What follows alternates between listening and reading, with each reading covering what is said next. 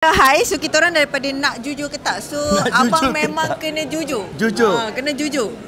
Siapa? So saya Emma daripada Nak Jujur ke Tak di bawah Gitu-Gitu Studio. Alright.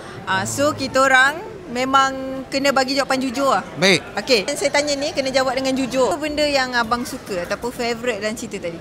Saya suka cerita dia, saya suka dia punya fighting, saya suka dia punya saya suka semua. Black comedy, good Black one. comedy. Black comedy, the good one. Tepat, masuk, part mati, hidup semula bayar mahal, hakikat. Orang rembat duit, hakikat.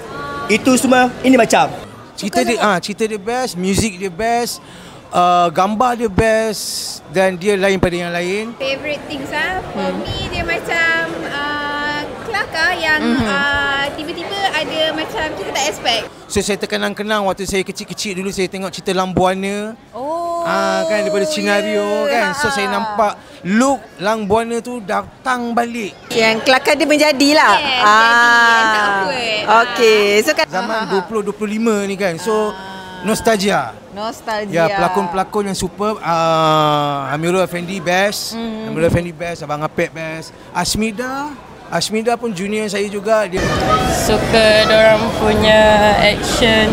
Dia punya action. Dorang punya seni, macam ada seni silat dalam tu. Seni silat. Adik. saya, dan cerita ni saya suka, saya bangga juga sebab ramai kawan-kawan saya dalam tu. Kalau nak bagi tahu tu jadi spoiler pula.